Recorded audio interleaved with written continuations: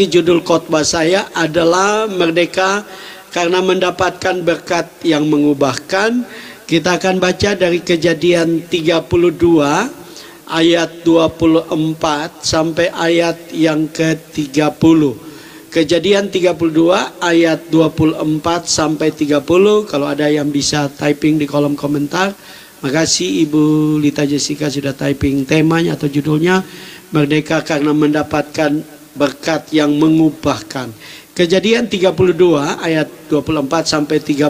Makasih Ko Yudi. Saya akan bacakan buat kita semua. Lalu tinggallah Yakub seorang diri, dan seorang laki-laki bergulat dengan dia sampai fajar menyingsing. Ketika orang itu melihat bahwa ia tidak dapat mengalahkannya, ia memukul sendi pangkal paha Yakub sehingga sendi pangkal paha itu terpelecok ketika ia bergulat dengan orang itu.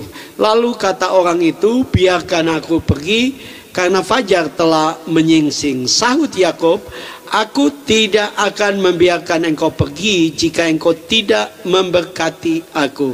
Bertanyalah orang itu kepadanya, siapakah namamu? Sahutnya, Yakub. Lalu kata orang itu, namamu tidak akan disebut lagi Yakub tetapi Israel, sebab engkau telah bergumul melawan Allah dan manusia dan engkau menang. Bertanyalah Yakub, katakanlah juga namamu. Tetapi sahutnya, mengapa engkau menanyakan namaku? Lalu diberkatilah Yakub di situ. Yakub menamai tempat itu Peniel, sebab katanya, aku telah melihat Allah dan berhadapan muka, tetapi nyawaku tertolong. Nah, Bapak Ibu saudara-saudara yang kekasih dalam Tuhan Yesus, sekali lagi judul khotbahnya adalah Merdeka karena mendapatkan berkat yang mengubahkan. Nah, Bapak Ibu saudara-saudara, dalam hidup ini kita harus sadar bahwa ada banyak hal-hal yang luar biasa yang Tuhan sedang rencanakan, Tuhan sedang rancangkan buat saya dan saudara. Tetapi semua itu kembali kepada saya dan saudara. Apakah kita akan meraih hal-hal yang luar biasa atau tidak, itu tergantung kepada saya dan saudara, tergantung kepada keinginan kita, atau saya juga dapat katakan tergantung kepada ambisi kita, kerinduan hati kita, keinginan kita yang terbesar. Kenapa? Karena Allah merancangkan setiap kita adalah menjadi pribadi yang luar biasa, pribadi yang menjadi berkat, pribadi yang menjadi kesaksian bagi banyak orang. Waktu saya menyiapkan firman Tuhan ini, Tuhan ingatkan saya, saudara-saudara, Alkitab menceritakan tentang 12 pengintai. 12 pengintai itu adalah orang-orang pilihan, ya, orang-orang yang dipilih dari setiap suku, ya, orang-orang pilihan yang luar biasa, Bapak Ibu saudara-saudara.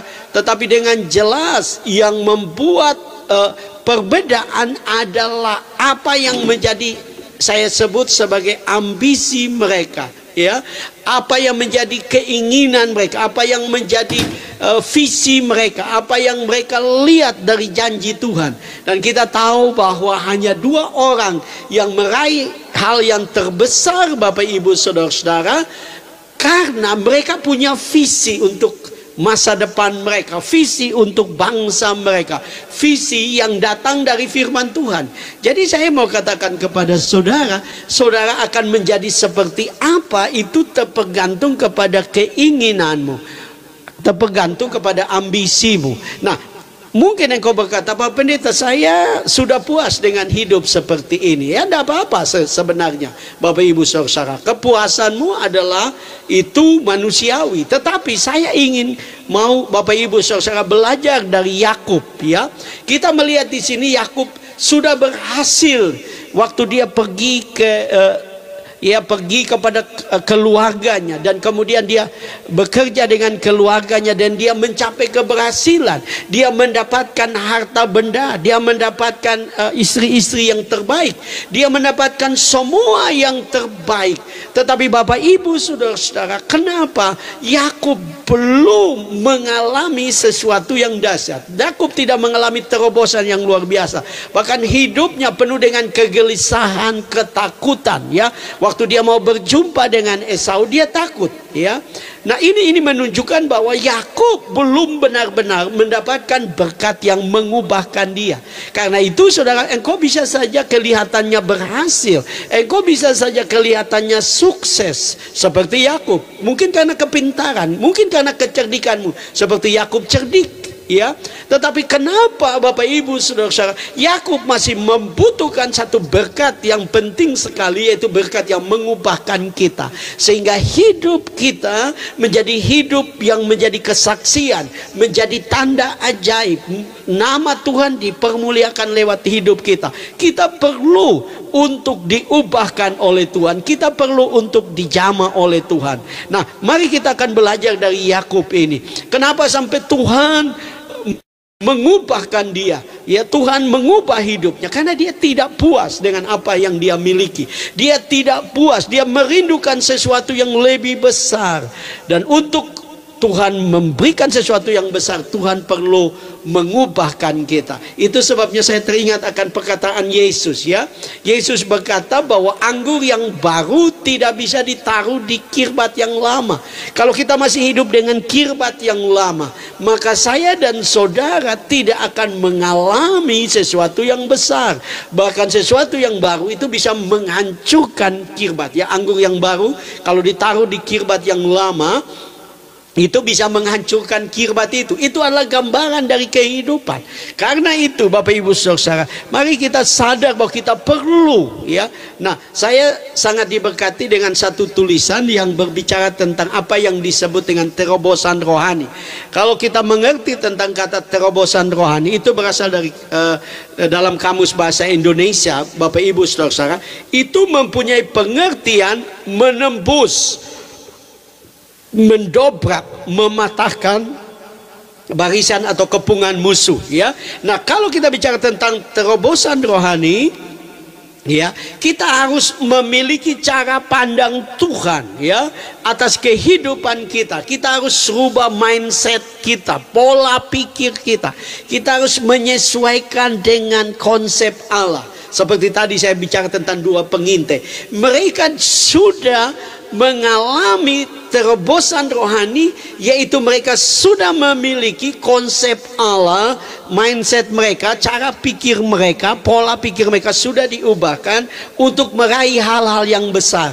Dan saya mau katakan buat saya dan saudara yang ada di room live ini, ubah pola pikirmu bahwa Allah merancangkan sesuatu yang besar, dan engkau harus terus maju, engkau harus terus berjalan dengan iman, engkau harus terus percaya untuk engkau meraih hal-hal yang luar biasa yang Tuhan sedang siapkan bagi saya dan saudara. Tidak peduli apapun kondisimu, karena Tuhan tidak dibatasi oleh kondisimu, Tuhan tidak dibatasi oleh keadaanmu, Tuhan tidak dibatasi oleh pendidikanmu, Tuhan tidak dibatasi oleh apapun kondisimu, saudara. Nah, ada dua hal yang kita bisa belajar malam ini. Merdeka karena mendapatkan berkat yang mengubahkan apabila kita memiliki ambisi yang benar. Ya, saya menyebut ini sebagai ambisi yang benar. Merdeka karena mendapat berkat yang mengubahkan apabila kita memiliki ambisi yang benar. Karena Alkitab juga melarang kita memiliki ambisi untuk kesombongan kita, untuk kita, ya, untuk kita bangga. Tetapi Alkitab juga mendorong kita untuk kita menginginkan hal-hal yang luar biasa, hal-hal yang besar. Yakub tadi saya sudah katakan bahwa dia sudah sukses sebenarnya. Dia sudah berhasil mendapatkan begitu banyak kambing domba oleh karena hikmatnya, oleh karena kecerdikannya. Tetapi Yakub tahu bahwa dia belum benar-benar diberkati oleh Tuhan. Nah, kita baca sekali lagi Kejadian 32 ayat 26. Kejadian 32 ayat 26. Lalu kata orang itu, biarkan aku pergi karena fajar telah menyingsing. Sahut Yakub, aku tidak akan membiarkan engkau pergi jika engkau tidak memberkati aku. Nah, kalau kita teliti tentang kata membiarkan, ya. Aku tidak akan membiarkan engkau pergi. Kata membiarkan ini, Bapak Ibu Saudara, saya juga perhatikan kata pergi itu berasal dari kata Ibrani yang sama, yaitu kata syalak. Salak ini, Bapak Ibu Saudara, bukan saja membiarkan pergi. Kata salak ini juga mempunyai arti melepaskan pergi. Jadi Yakub berhadapan dengan Allah dalam tanda kutip, karena Allah di situ dikatakan bergumul dengan Allah dan manusia. Ini juga teman-teman kita dari sebelah suka mengejek, ya, bahwa orang Kristen ini Allah mereka bisa dikalahkan oleh Yakub. Ini hanya gambaran Allah yang mengambil rupa sebagai malaikat, dan ini bukan bicara berkelahi siapa kuat siapa menang.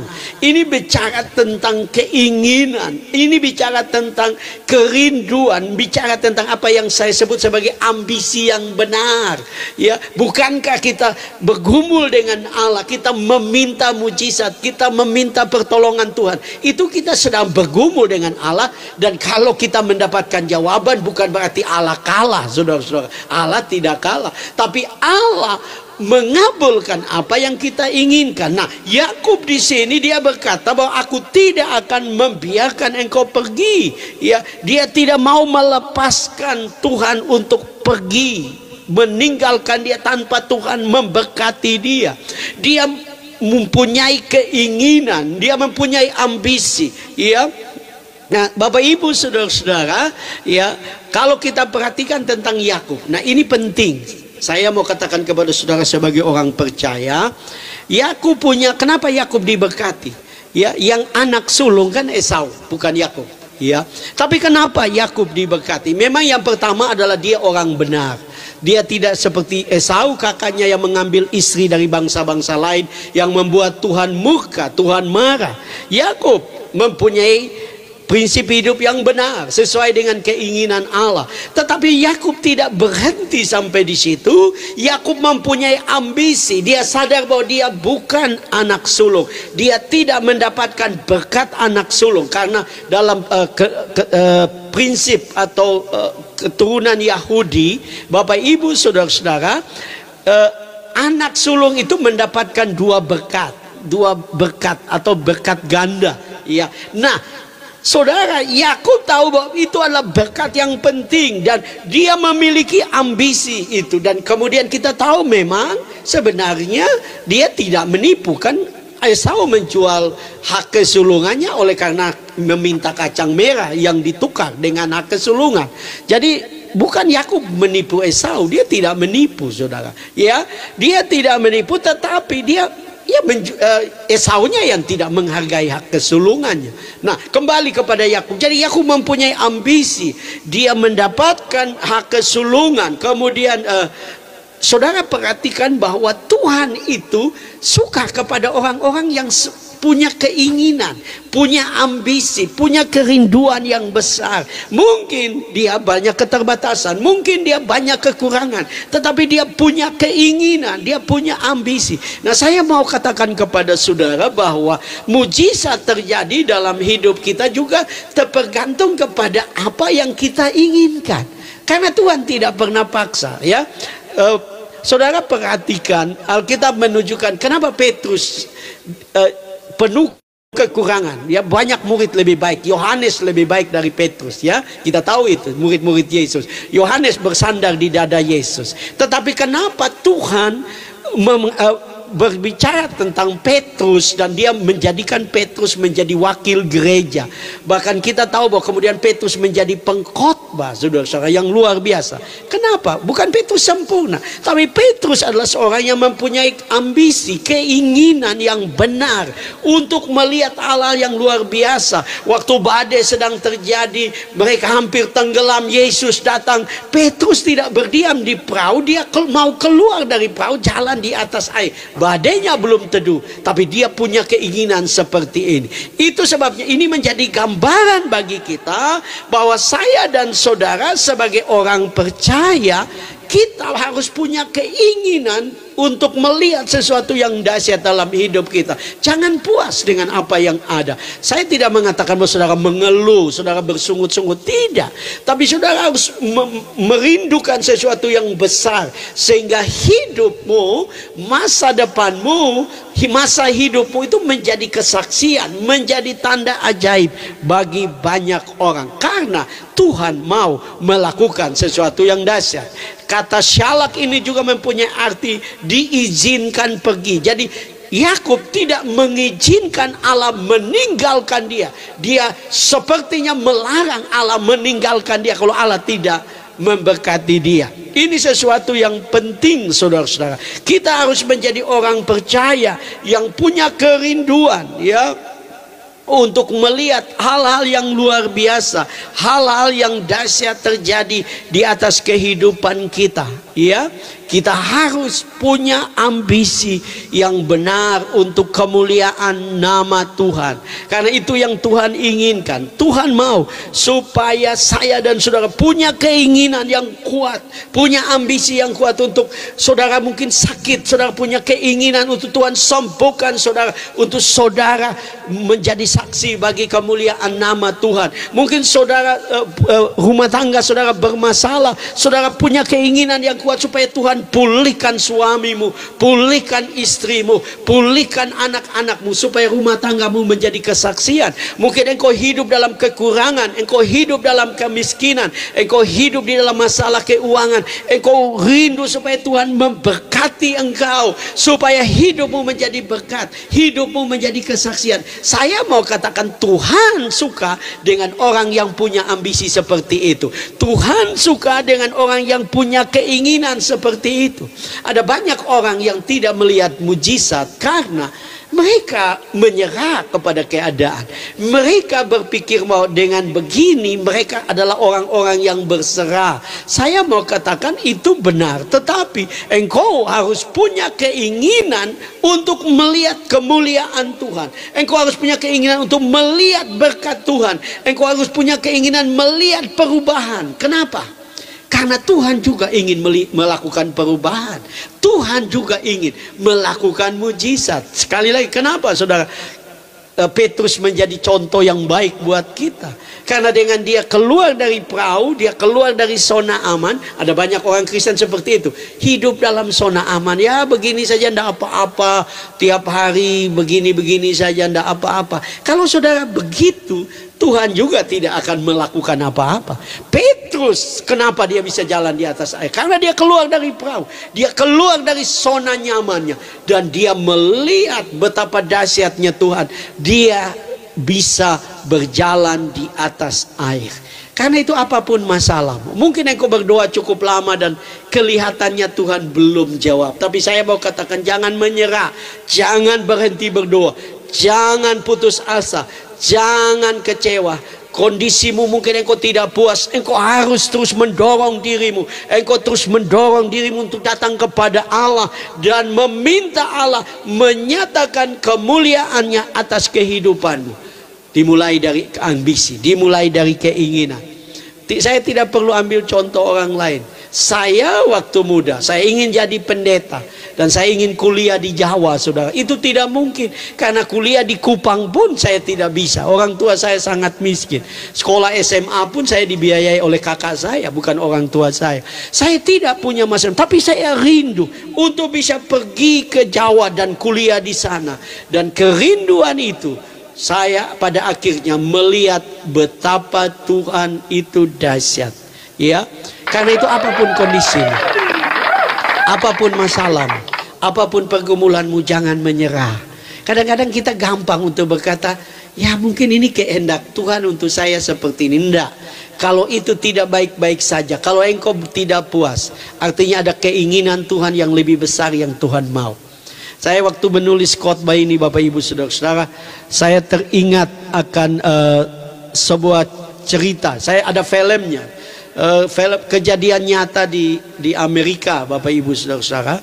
Ada kejadian nyata di Amerika, ya, ada filmnya. Ada seorang ibu yang anaknya bermain di danau, dan pada waktu itu musim dingin, saudara.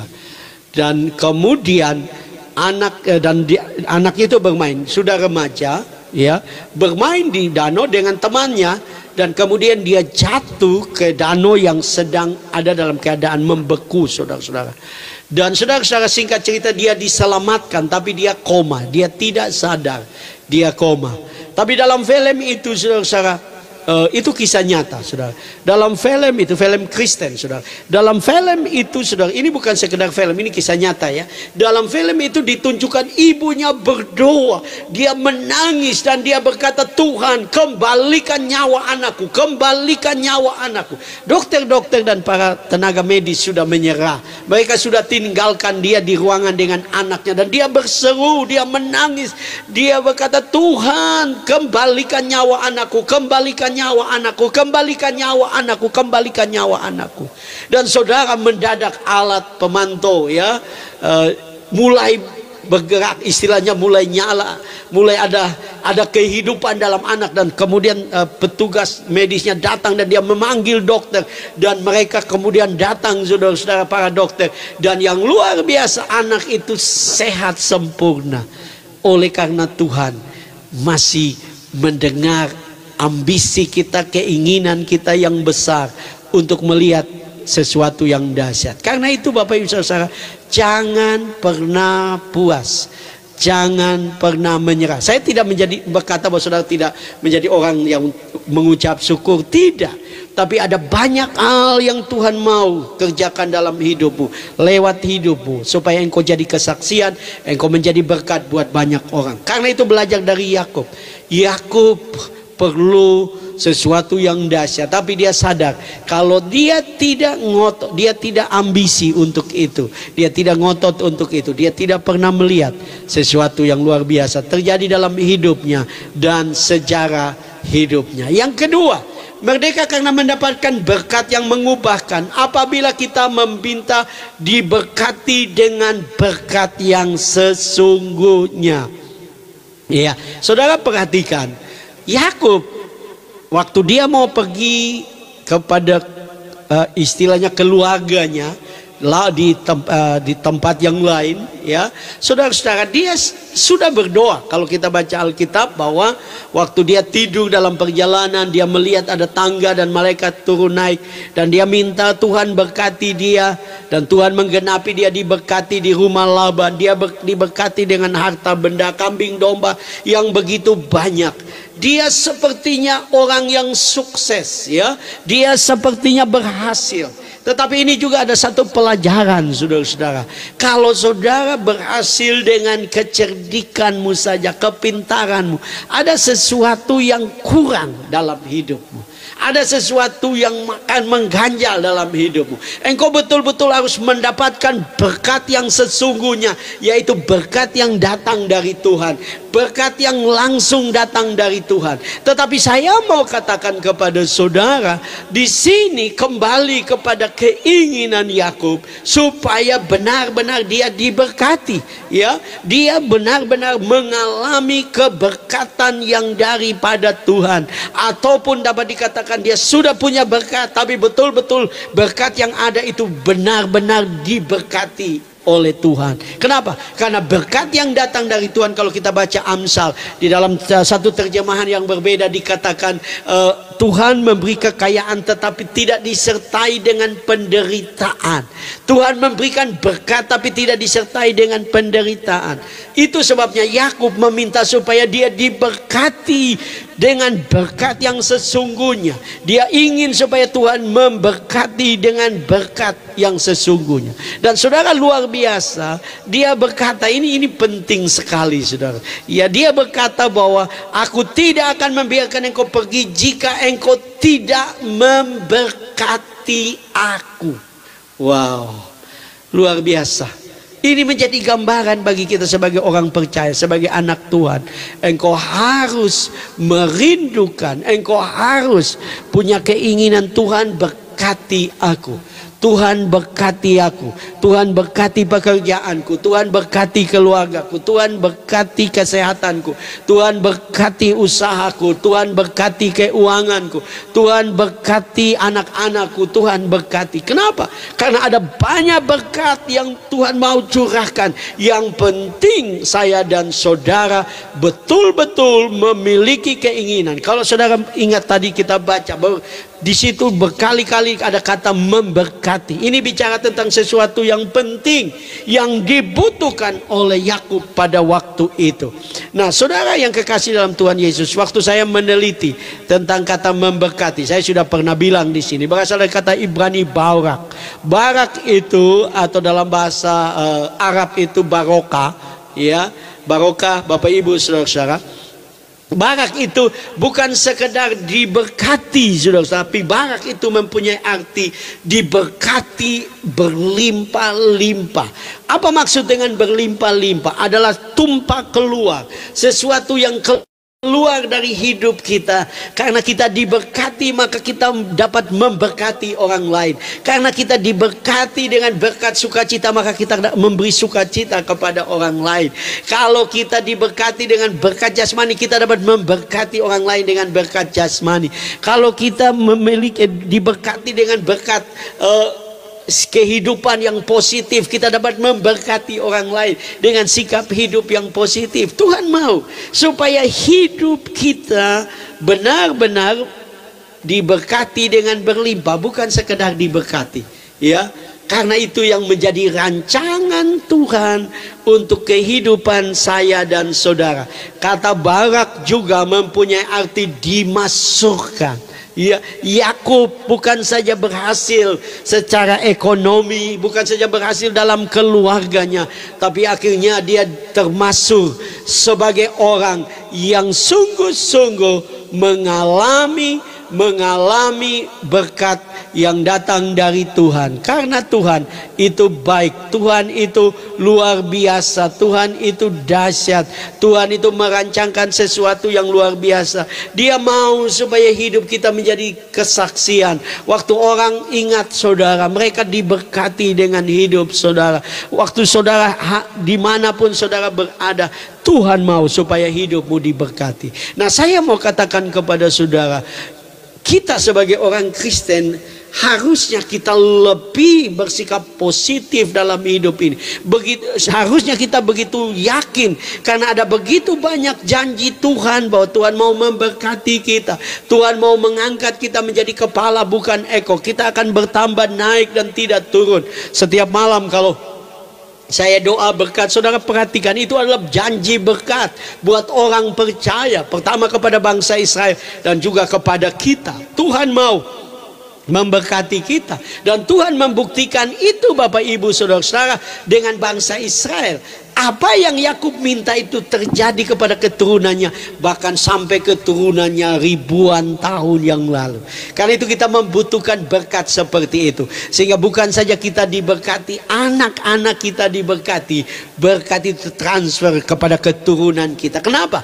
Karena kita benar-benar diberkati, bukan sekedar berhasil, bukan sekedar sukses, tapi kita benar-benar diberkati oleh Tuhan. Karena itu mari belajar untuk menyerahkan kehidupan kita datang kepada Tuhan dengan kerinduan, dengan keinginan yang terbaik, ya, keinginan supaya nama Tuhan dipuji, dimuliakan, supaya nama Tuhan diagungkan, saudara-saudara. Kenapa? Karena itu menjadi keinginan Tuhan, ya. Saya ingat beberapa hari yang lalu ada teman saya datang, ya. Ada satu keluarga yang merupakan keluarga istri saya, juga ada teman yang ikut, ya, dia bekerja di bank, saudara-saudara. Dia hadir di rumah saya dan duduk dan kami bercerita, dan saya bersaksi tentang rumah ini. Saya bersaksi tentang bagaimana Tuhan memberkati saya dengan rumah. Karena itu yang Tuhan mau. Apa yang Tuhan lakukan, berkat yang Tuhan berikan, kita pakai itu untuk menjadi kesaksian. Nama Tuhan dipuji dan dimuliakan. Karena itu yang menjadi keinginan kita. Nah, saya ingin katakan kepada saudara, kita orang Kristen ini punya istilahnya, punya kepastian. punya janji, punya Allah yang hidup, punya Allah yang dahsyat, yang berjanji, dan dia pasti menggenapi. Tapi banyak kali kita juga menjadi orang Kristen yang ya begitu-begitu aja. Kita tidak gampang untuk menyerah, gampang untuk ya begini saja deh. Atau kita tidak puas tapi kita tidak mengerti. Nah, malam ini Tuhan sedang mengajak kita. Kenapa saya katakan ini? Karena ada banyak orang dunia, mereka melakukan seperti ini dan mereka menjadi orang yang berhasil, menjadi orang yang sukses. Ya, selamat malam Bang Doni Ego, Tuhan berkati. Ya.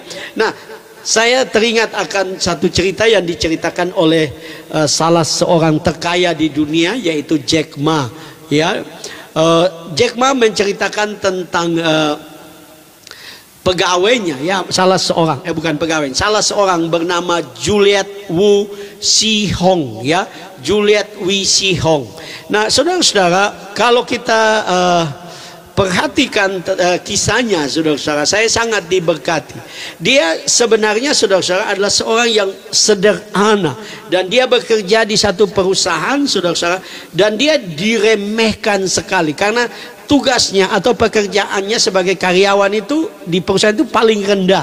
Di satu perusahaan yang besar sekali, tugasnya adalah cuma menuangkan teh, menyapu, membersihkan ruangan, ya, dan seorang tidak peduli dengan dia, orang tidak perhatikan dia.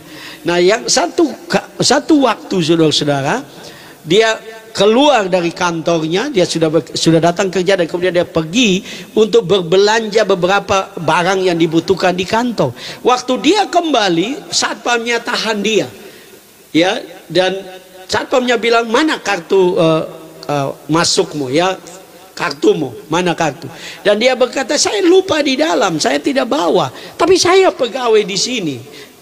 Satpamnya bilang, oh tidak bisa, engkau harus menunjukkan kartumu, kalau tidak engkau tidak bisa masuk, ya.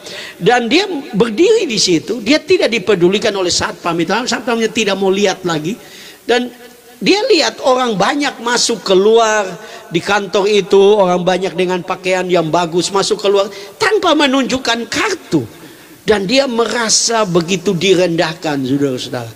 Dia merasa, dan hari itu dia berjanji, mulai hari itu dia akan bekerja keras, dia akan mulai mengubah cara pandang hidupnya, dia mulai berjuang, dia mulai melakukan hal-hal yang terbaik, ya. Dia berkata bahwa saya harus membuat keajaiban, ya, saya harus menjadi, nah ini dunia, orang dunia, saya harus menjadi seorang wanita kaya yang terpandang agar saya dapat menguburkan masa lalu semacam ini. Dan saudara, dia mulai menggunakan kesempatan, dia mulai mengasah diri, menyiapkan diri, mulai melakukan yang terbaik. Dan singkat cerita, karena kegigihannya, saudara, kerja kerasnya, saudara-saudara, akhirnya dia menjadi seorang general manager, ya, di perusahaan multinasional di Tiongkok, ya. Dia dijuluki sebagai ratunya pekerja, dan kemudian dia menjabat posisi sebagai general manager di perusahaan Microsoft di Tiongkok, ya, saudara. Karena apa? Nah, ini cerita orang dunia, ya, yang tidak punya pegangan janji Tuhan. Harusnya kita yang punya janji Tuhan, kita lebih menjadi orang yang benar-benar bersemangat, benar-benar yakin, benar-benar percaya bahwa Tuhan dapat mengubah banyak hal dalam hidup ini, sehingga hidup kita menjadi berkat, hidup kita menjadi kesaksian. Ada tulisan seperti ini, banyak orang tersesat dalam hidupnya karena 4 hal ini, ya. Yang pertama, tidak melihat kesempatan, ya. Nah, saya dan saudara jangan seperti 10 pengintai, tidak melihat kesempatan. Yang kedua, memandang rendah kesempatan. Ada kesempatan yang Tuhan berikan tapi dianggap rendah. Yang ketiga, tidak mengerti kesempatan. Saudara harus belajar untuk memahami kesempatan yang Tuhan sedang bukakan. Yang keempat, bertindak kurang cepat, ya. Dia juga katakan begini, Anda miskin karena Anda tidak memiliki ambisi. Ambisi adalah sebuah hal yang besar dalam hidup, sebuah tujuan yang harus tercapai. Hanya jika Anda tidak berani bermimpi, tidak berani mengerjakan, maka sebenarnya tidak ada hal yang tidak dapat terjadi dalam dunia Anda. Nah, saya dan saudara, mari kita belajar Sekali lagi, saya tidak mengatakan saudara harus punya konsep dunia tentang kesuksesan, tetapi saya mau katakan Tuhan punya rencana dalam hidupmu. Tuhan punya rancangan yang terbaik dalam hidupmu. Hanya kembali kepada kita. Mungkin malam ini engkau berkata, Pak Pendeta, engkau tidak tahu kondisimu. Saya mau katakan, saya memang tidak tahu. Tapi Tuhan tidak peduli kondisimu, karena Tuhan punya rencana yang lebih besar. Dan Tuhan tidak dibatasi oleh kondisimu. Tuhan tidak dibatasi oleh keterbatasanmu. Mungkin engkau berkata, Pak Pendeta, saya banyak masalah dalam hidup. Sekali lagi, tidak ada yang mustahil untuk Tuhan melakukan mujizat untuk menyelesaikan masalahmu. Yang paling penting adalah engkau datang kepada Dia dengan iman. Saya teringat saudara-saudara, belajar bahwa Yesus juga mengajarkan tentang ambisi.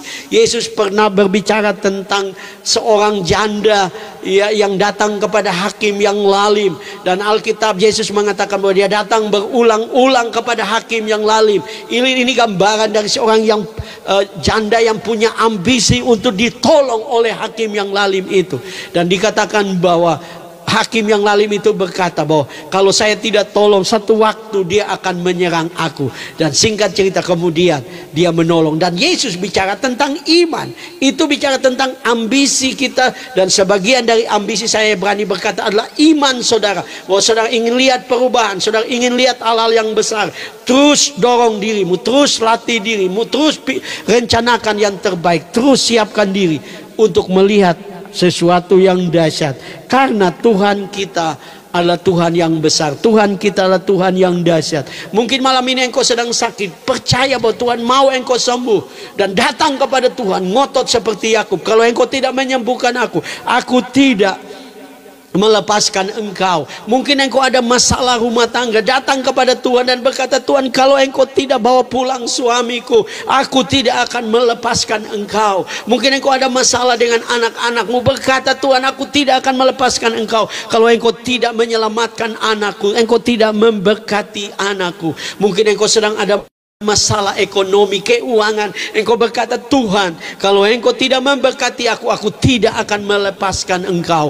Datang kepada Tuhan dengan kerinduan, dengan sikap yang penuh dengan keinginan yang terbaik. Dan saya mau katakan, Tuhan itu baik, Tuhan itu menghargai iman, Tuhan itu menghargai orang yang datang kepada Dia dengan sungguh-sungguh, datang kepada Dia dengan sikap yang saya sebut sebagai sikap yang penuh keinginan, penuh ambisi, ngotot di hadapan Tuhan. Karena Tuhan adalah Tuhan yang baik, yang mengasihi saya dan saudara. Karena itu mari, biarlah hidupmu sungguh-sungguh diserahkan kepada Tuhan, dan biarlah engkau dapat melihat hal-hal yang dahsyat, hal-hal yang luar biasa, karena Dia adalah Tuhan yang melakukan perkara-perkara yang besar.